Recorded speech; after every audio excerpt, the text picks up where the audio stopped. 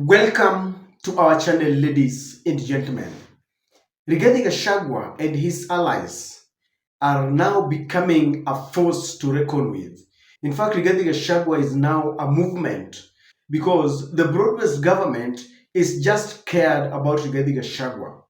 Between the period when Rigathi Gachagua was impeached and now, Rigathi has become one person that is causing William Samoei Ruto sleepless nights. When he decided to launch his party, he locked out William Ruto from the mountain and is now spreading his wings in all the four corners of the country. Today, they stormed Kakamega, and the broad-based government did not want the whole world to see who actually Rigathi is and the force behind him.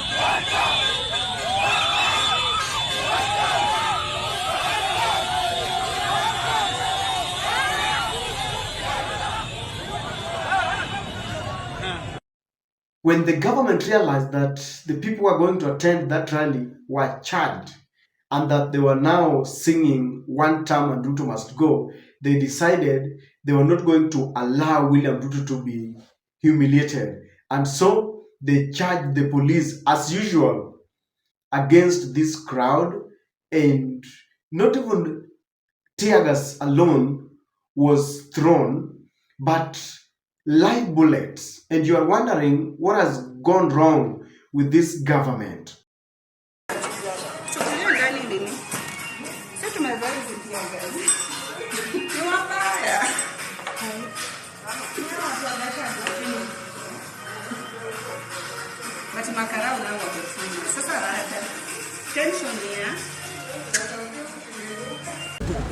Mimi naitwa Cheloti na natoka Shinyalu na mimi ni youth na huyu Malala Cleophas Malala is our fellow youth, na leo imekuwa homecoming yake, na hii homecoming yake imekuwa peaceful.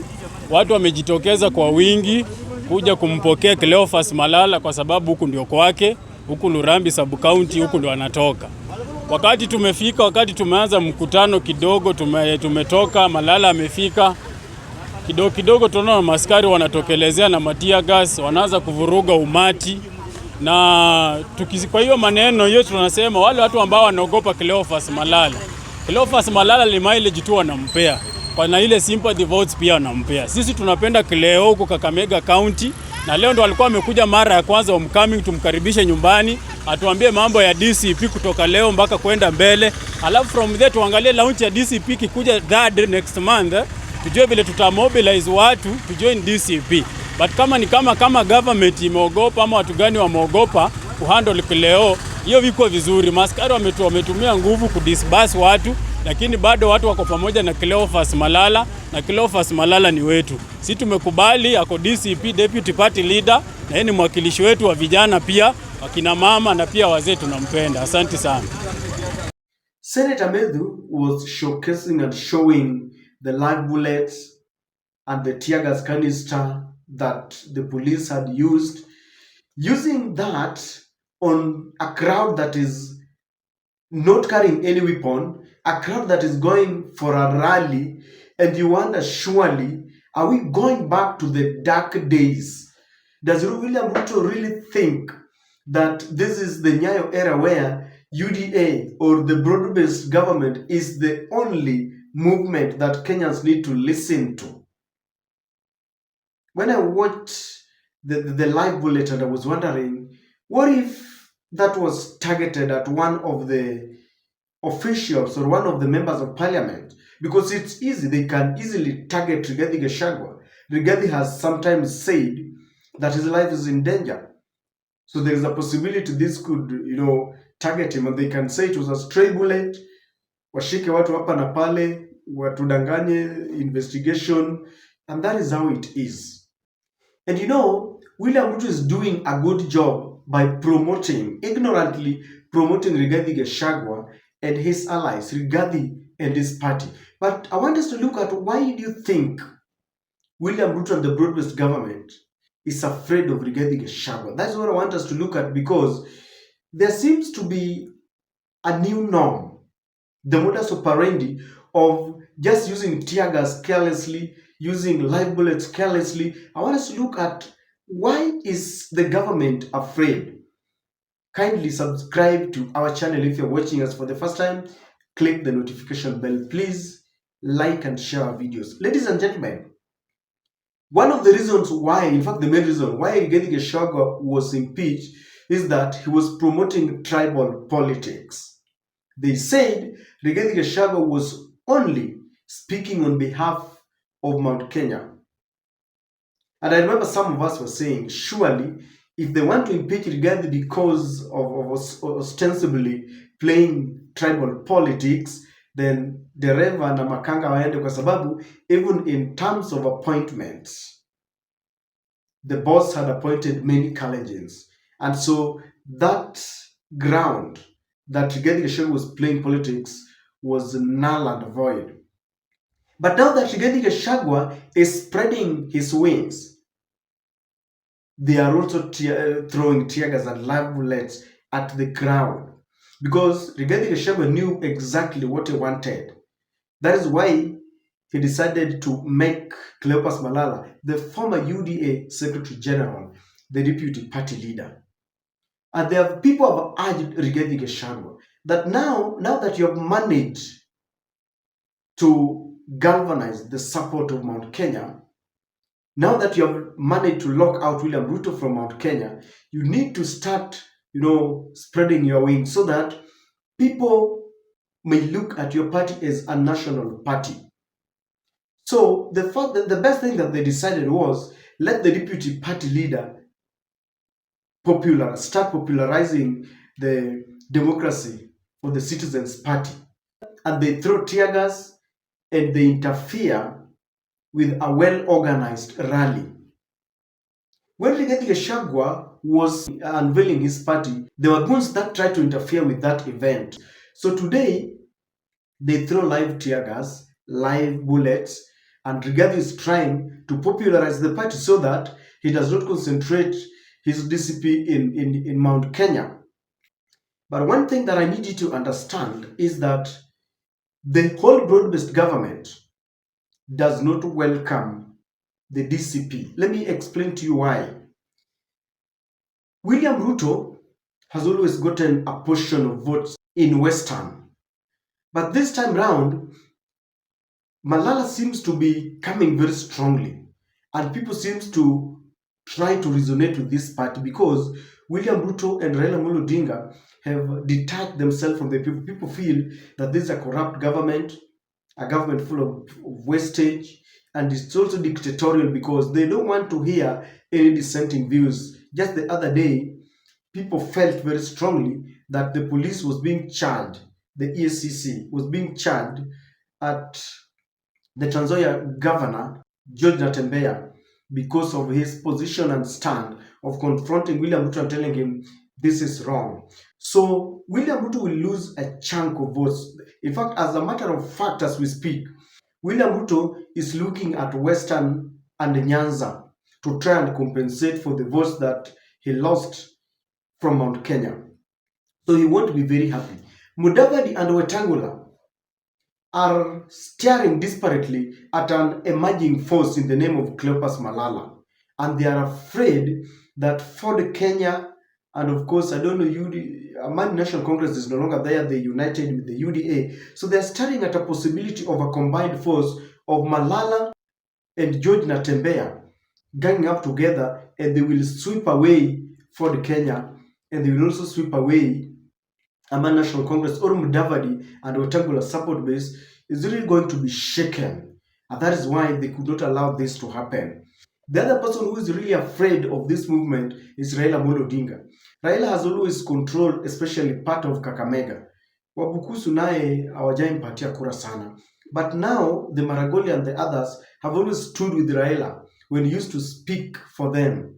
But now that he joined William Samoei Ruto, he is also looking at an emerging force in the name of Cleopas Malala. So when Cleopas Malala was taking DCP in that area, Raila was scared, Ruto was scared, Mudavadi was scared, Wetangula was scared.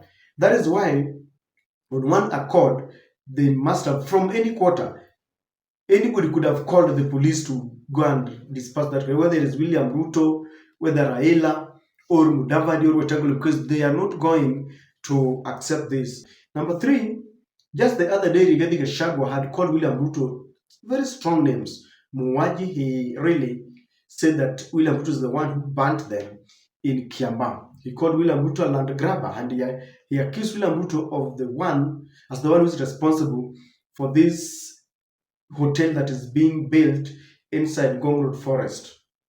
He also said William Ruto ni mwizi.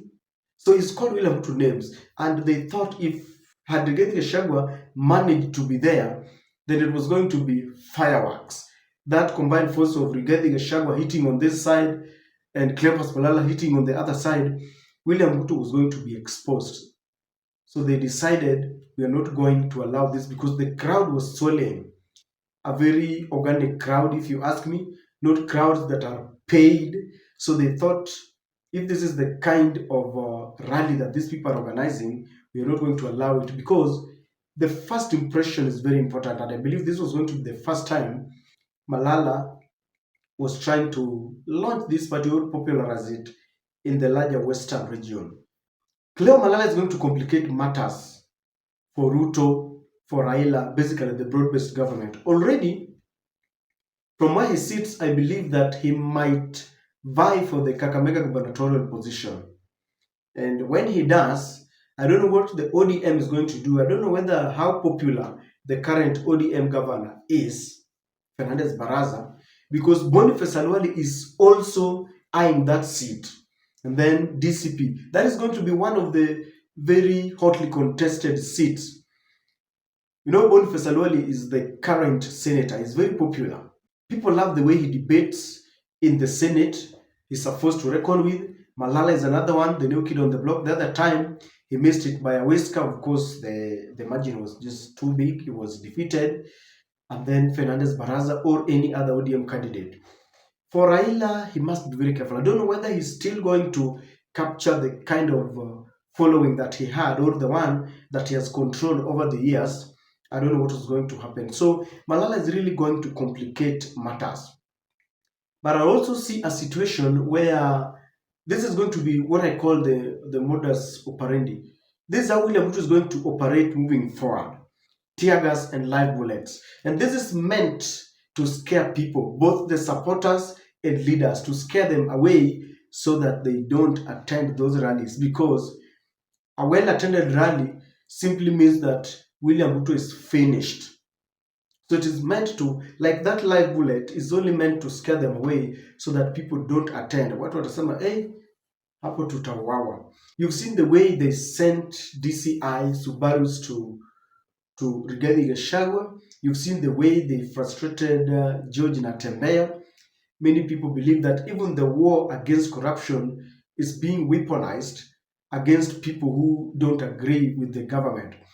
But the movement that has started is one that cannot be blocked and cannot be stopped. I always say that you can stop the messenger. You can kill the messenger, but you can never kill the message. And I want you to imagine in the larger Western and Nyanza, Raila is going to find it very, very good. If he loses Kakamega, he's already lost Nyamira and Kisii. And remember, these are people who work together. Fred Matiang'i and Rigathi Gachagua seems to be trying to work together. So it means that when Raila loses Nyamira and Kisii and then loses Kakamega, or rather the broad-based government is kicked out from Kisii and Western, then they are gone. And who takes the mileage? It is Rigathi Gachagua, who has now presented and championed himself as the one who is leading the opposition. So it will be Rigathi Gachagua, the new kid on the block. Rigathi learned from William Ruto. When William Ruto formed the UDA, he swept the by-elections in Mount Kenya. And that is what Rigathi Gachagua is waiting for. The moment the IEBC will be properly reconstituted, the first by-elections will go to Gachagua. Gachagua will sweep almost half, especially in Mount Kenya. The DCP will sweep almost all of them. So the use of tear gas is meant to just scare people, but people have decided. William Ruto wants to normalize using tear gas and live bullets, but it is not going to be very easy. Just the other day, when William Ruto was answering one of the questions from when they met the president from Finland, William Ruto said that the police is responsible. They have financial autonomy, they have operational autonomy. And William Ruto was simply saying that if anything happens, if any police kills or uses extrajudicial force, then that will only mean that they carry their own cross. So any police who is being used or misused to kill people might find himself in a very awkward situation, because William Ruto had sacrificed them at the altar of innocence, if you ask me. He was saying, I'm not responsible. So moving forward, every police who wants to, fire live tear gas, live bullets, if at all there will be a regime change and investigation begins, or the ICC decides to investigate, no one will say that I was doing this on behalf of the president. Each and every person knows the law, because the role of the police is to maintain law and order, and you cannot break the law under the guise of maintaining law and order. So the police who did that, their time is numbered, if you ask me. DCP is scaring the Burmese government. Just the new kid on the block. Just the other day it was launched. It has not even been launched. I understand it will be launched in Kasarani. It was unveiled, and already it is the new talk in town, and leaders are using live bullet to scare away people. It is that bad. The war has just begun. William Ruto has not seen anything yet. We are in 2025. By the time we are closing 2026, William Ruto shall have known that it's not very easy. You cannot wink all the people all the time. I don't know what to think, ladies and gentlemen, but the Kenya Kwanza team is just afraid of their own shadows.